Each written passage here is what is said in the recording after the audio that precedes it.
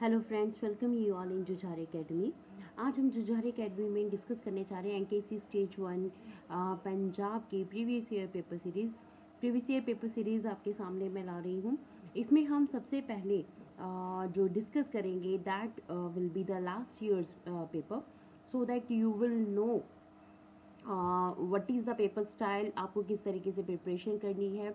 अगर आपको NTSC stage 1 के बारे में कुछ भी नहीं पता है तो आप मेरे चैनल की प्लेलिस्ट में जाकर एनटीएसी कॉलम में वहाँ पर आप वीडियोस देख सकते हैं कि एनटीएसी स्टेज 1 के लिए आपको क्या क्या प्रिपरेशन करनी है, किस तरीके से आपको अपना पूरी स्ट्रेटजी बनानी है। So without wasting time I am going to start the video.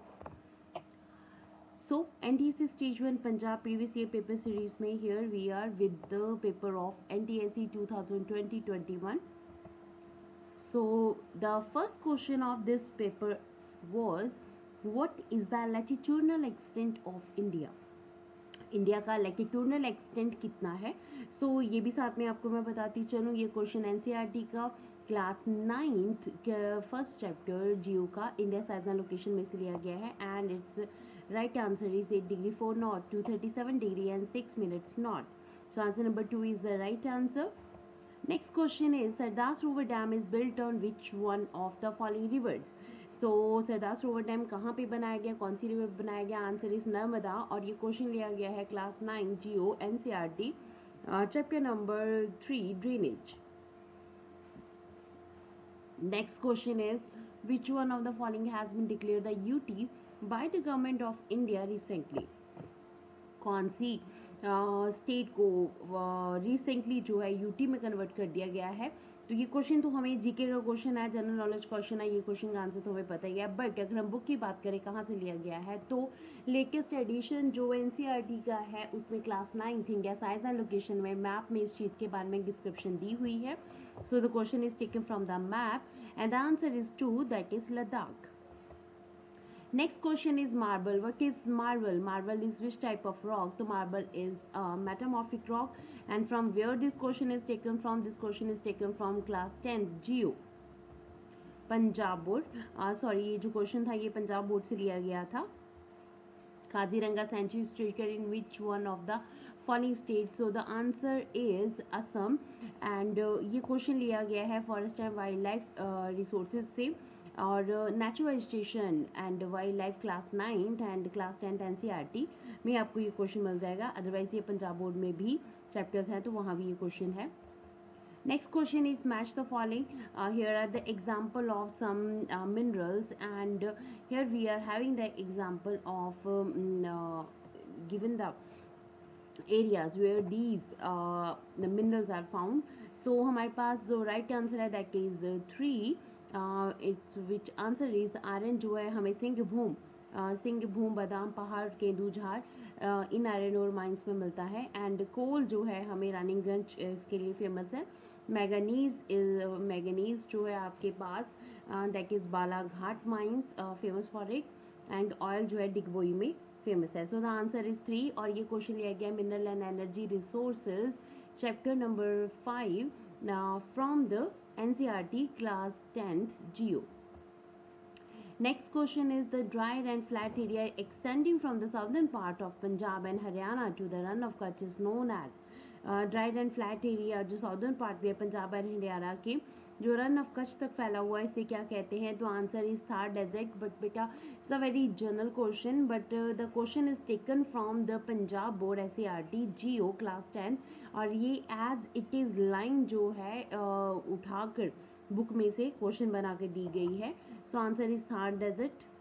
Next question is, which one of the following states receives rainfall in the winter season? So this question is taken from the climate chapter and the chapter is from 9th class and the answer is Tamil Nadu. Its answer is not Punjab because Punjab में हमारे पास आपने climate chapter में पढ़ा होगा western cyclonic disturbances की वजह से winter में रेनफॉल होती है।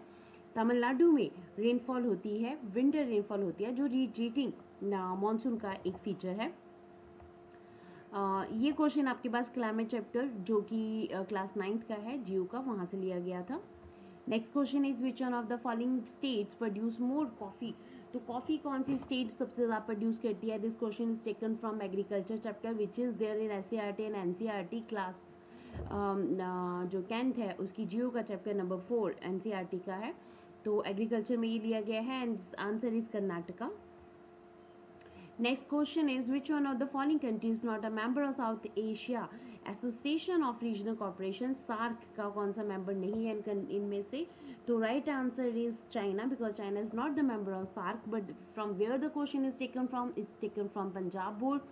पंजाब बोर्ड की जियो में और हिस्ट्री में आपको जियो में आपको ये क्वेश्चन का answer first chapter second chapter में ही मिल जाएगा।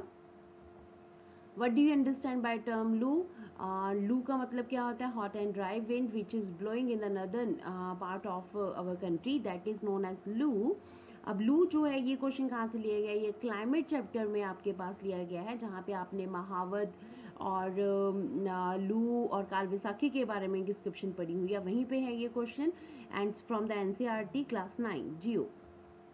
Which viceroy made Delhi the capital of India in 1911 AD? So the answer of this question is Lord Hardinge, answer number 3. And from where this question is taken from? It's taken from Punjab board. ठीक है, Punjab board से लिया गया है and ये history का chapter number 1 है class 10th का, वहाँ से है ये क्वेश्चन। ये क्वेश्चन थोड़ा सा आपको ब्लर दिखेगा but the printing was not clear in the paper, so that's why, but I will read this question for you. In 1519 AD, Zahiruddin Muhammad Babur was the king of, ठीक है, 1519 में ज़हीरुद्दीन मोहम्मद बाबर ने पंजाब के ऊपर हमला किया था। ही वॉज फ्रॉम काबुल, ठीक है, काबुल से आए थे। तो ये कहाँ से किंग थे? तो answer is 1 and again question हमारे पास NCERT की सॉरी SCERT की हमारे पास क्लास 10th की हिस्ट्री में से लिया गया है। Next question, sorry again for the blurredness. When was the battle of Samugarh fought? Again, this question is from the Punjab board. It is related with the Aurangzeb. So, the answer is 1658 AD is the answer. Which Guru Sahib composed the Thitwani? Again, this question is taken from the class 10th and chapter number 3. And the chapter number 3 is where the description of Guru Nanak Dev Ji was is there. In class 9th and class 10th both you will get the question और इसका answer जो है that is Guru Nanak Dev Ji, answer number 4. When did the French troops land in Vietnam? So French troops Vietnam में कब land किए थे? Its answer is 1858, but because this question is from the skipped syllabus or the deducted syllabus from the NCERT. The chapter Indochina was there in the NCERT history class 10, but this chapter is skipped. So ये question किस तरीके से आया है we don't know, but जो NDAC की answer की आई थी वहाँ पे बच्चों को ग्रेस मार्क्स इस क्वेश्चन के लिए मिल गया है because there was a mistake from the side of the board. So print technology of China was brought to Italy by the Greek explorer, and the Greek explorer was Marco Polo, who brought print technology in 1295 in Europe, in Italy. So ये question हमारे पास print culture and in the modern world class 10th का history का last chapter है, वहाँ से लिया गया है. On 31st January 1930, Mahatma Gandhi sent a letter to Viceroy Irwin stating demands. How many demands were there in that letter? तो 11 demands were there. 11 demands थी 31 जनवरी 1930 को महात्मा गांधी ने जो लेटर भेजा था वाइसरॉय इरविन को. अब यहाँ पे आपके पास ये इंपॉर्टेंट है कि ये क्वेश्चन कहाँ से लिया गया. This is from the nationalism in India class 10th history chapter NCERT. Nationalism aligned with the factor like Europe to disaster 1914. Nationalism जो है के साथ कौन सा फैक्टर था जिसकी वजह से यूरोप में डिजास्टर आया और the first world war started? And the answer is imperialism. Answer number जो है इसमें थर्ड ऑप्शन सही है. ये क्वेश्चन कहाँ से लिया गया है? ये क्वेश्चन लिया गया है हमारे पास nationalism in Europe.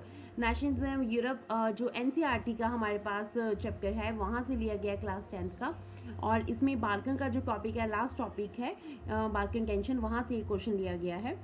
Next question is when did Shiromani Gurdwara Prabandhak committee to be in existence? Shiromani Gurdwara Prabandhak committee कब एग्जिस्ट में आई, कब बनी? तो आंसर इज 16 नवंबर 1920. और बेटा ये जो क्वेश्चन है this is again from the SCERT Punjab board का. पंजाब की जो कॉन्ट्रीब्यूशन रही है फ्रीडम स्ट्रगल में उस चैप्टर में से लिया गया है. और अभी सारे क्वेश्चन जो हिस्ट्री के आपके पास आ रहे हैं ये सारे क्वेश्चन देखिए पंजाब बोर्ड के ही हैं. Next question also, Netaji Subhash Chandra Bose ने कब आईसीएसई एग्जामिनेशन पास किया? तो answer is 1920 AD. The constitution of India, अब यहाँ से सिविक्स स्टार्ट हो रही है, सो सिविक्स के जो क्वेश्चंस हैं ये थोड़ा सा ध्यान देने वाले क्वेश्चंस हैं। Constitution of India was enforced on, constitution India का इन्फोर्स कब हुआ? ये क्वेश्चन ना बहुत बार रिपीट हुआ है, कई बार बच्चे कंफ्यूज हो जाते हैं।